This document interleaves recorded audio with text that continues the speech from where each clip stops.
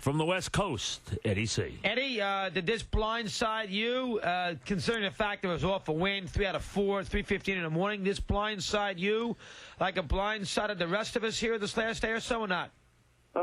Yeah, you'd have to say that. You could say that it was inevitable, but at the same time, the way it was handled and what happened at the time of it certainly caught us all by surprise, to say the least, yeah. Okay, now when Willie, after the game last night, I'm sure you were there after the game in that locker room, and the Mets had a nice win and 3 out of 4.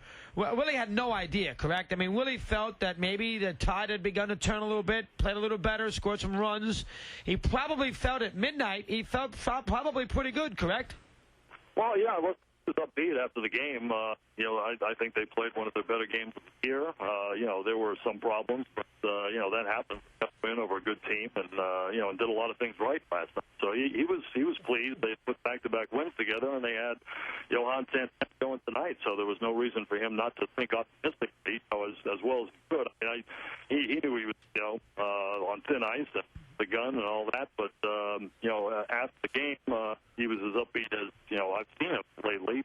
Simply because they responded last night in a big way for him, and with Santana going, you think that maybe they can get something going. I did see him leave just before we were there late.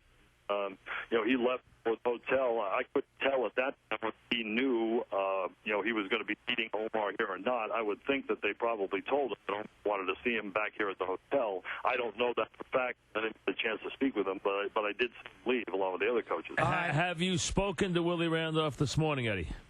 I did. I spoke to him early in the morning, shortly after it happened, just briefly. Willie was taking calls everywhere, and he was busy. We spoke to him just a little while ago. I'll give you that first. And he said he was disappointed, that he couldn't fulfill what he came here for, and that's to bring a championship to this team.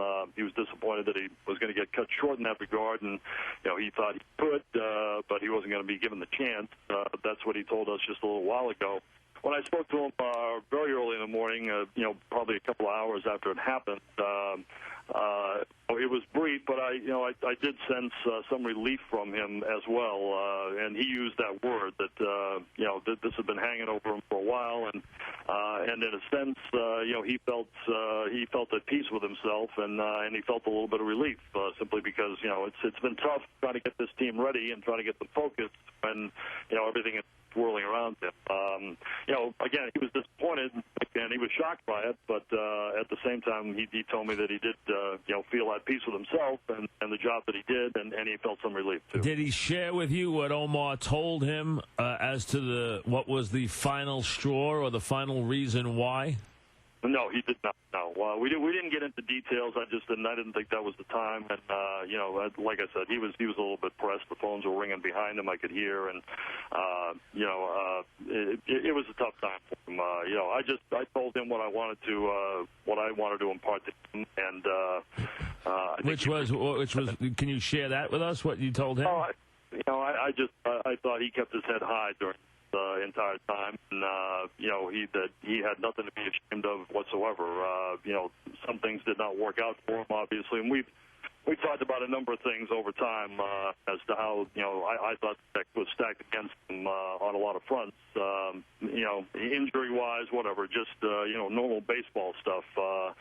But I he handled himself as well or better than any person could during this time, and did the right things and did what he could to keep this team going and keep them headed in the right direction. And listen, they're coming off 2 wins in a row that Joey Manuel will take over tonight. So that's at least a head start for him. Eddie, try to explain how Omar and Fred Wilpon, because he has to take direct responsibility. Buck stops with him. He used to tell me about that sign he had on his desk, Buck stops here. That's all I ever heard about. Well, the Buck didn't stop here, because if it did, there's no way Fred could have orchestrated something this inept with the way the Mets handled this. Try to explain to me how the Mets figured this out. I mean, Friday I got Omar telling the whole world he's my manager. I got complete confidence in him, so his ownership. And then, we got Willie coming to the ballpark Sunday not knowing what the story is as far as the doubleheader is concerned. They put him on a plane, and then they tell him at 3:15 in the morning when nobody can find out about it, and then they don't talk to anybody for 14 hours. You could not. Fifth graders could orchestrate this better. My kid could put a better scenario together than Jeff, Fred, and Omar, the Three Stooges. A terrible job. Try to explain what was going through the Mets' minds here these last 24 hours.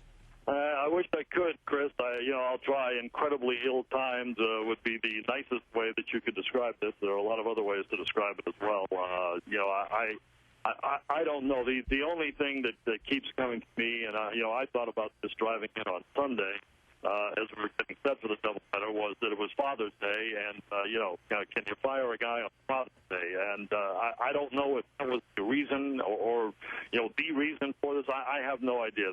They've made no comment, just like they made no comment on the length of how long Willie had. We continue since May 26th, that first meeting took place. We've continuously pressed Omar for some sort of clarification on how long Willie has, what's the status, and as I've said to you guys many times, to me it's not being caught in why. It's simply, circumstances dictate that you change sometimes. All you have to do is say this guy is under contract and he's our manager, and that's it. Period. He's our manager till the end of the season, and if you go out and you lose 8 out of 10 or thereabouts and you fall further behind, well, okay, then it's time to make a change. And I think everybody, including Willie, understands that. But that never came, so obviously you're in a very nebulous situation, and that's the way we've been since May 26th. I can't understand why it was done this way, why you put a guy on a plane and fly him out here, and then relieve the coaches of the duties when they're out here. It makes absolutely no sense, and it doesn't even matter after a win. But I don't understand the thinking, the rationale behind it whatsoever.